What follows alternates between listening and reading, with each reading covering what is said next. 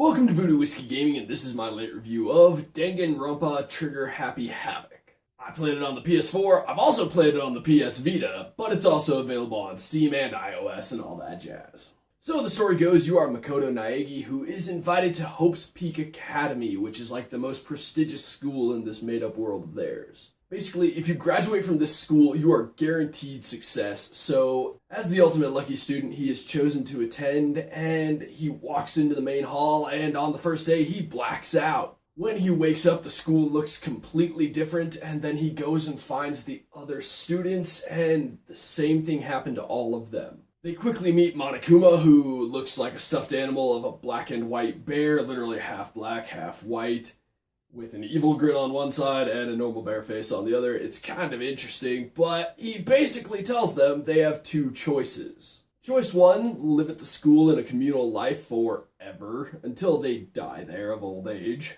Or choice two, one of them commits murder and gets away with it, and only that person will be allowed to leave the school. And that's where the real meat of the game begins, because, oddly enough, somebody does get murdered, and you have to investigate that. But it's not just one person, another person, and it's really interesting to follow that. But it's not just that. You have to find out the mystery behind what's going on at this school, what's going on in the outside world, because Monokuma mentions some weird stuff. So I really like the audio in this game. The sound effects and the music are very unique and interesting. They fit the game very well, which is a very anime-influenced game. This is a very story-driven game, so as always, the voiceover work is crucial in those situations. Not to say voiceover work isn't always important, but the voiceover work is excellent, and all the characters have their own very unique voices, and they do fit a lot of the anime, like, high school archetypes, you know, the ruffians, the, like, preppy girls, the, like, fashionistas, etc. You know, those kind of interesting things like that you would see in an anime.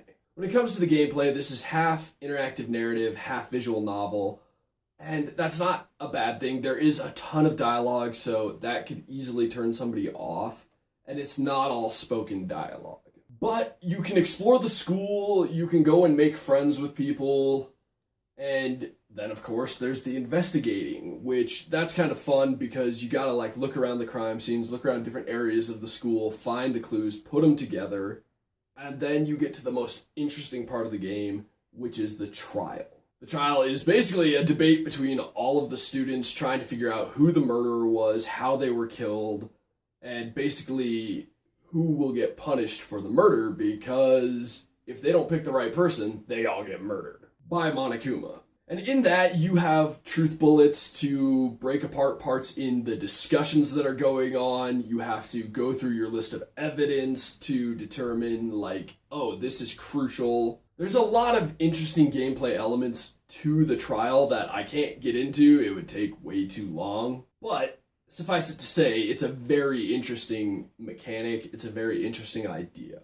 Now, when it comes to the controls, they're a little sloppy on the, like, exploring the school because that's all done in first person, and they're not amazing controls, but they do work fairly well. And when you're investigating, like, a crime scene, you are basically just controlling a reticle around the screen, as well as positioning the camera in specific ways to get new views on certain things. There's a bit of a shooter element, and that is during the trial when you're using your truth bullets to blast through certain phrases that are going across the screen.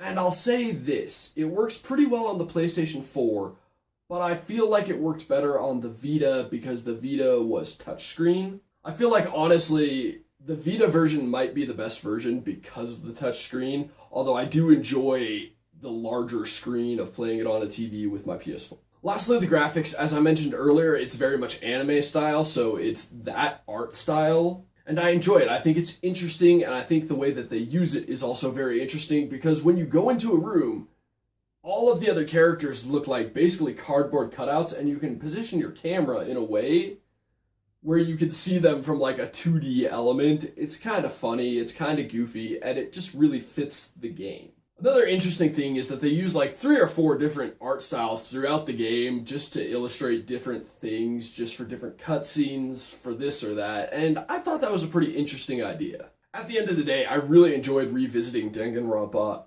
I liked playing it on the PS4, although I've got to say, if you are one of the people who has a PS Vita, I kind of got to say I'd recommend it there more so. But that's not to say playing it on the PS4 sucks, so I fully recommend picking it up. Okay, so in the comments below, why don't you tell me if you have a PlayStation Vita? And as always, thanks for watching. If you enjoyed the video, please hit that like button. And if you like what I'm doing in general, share, subscribe.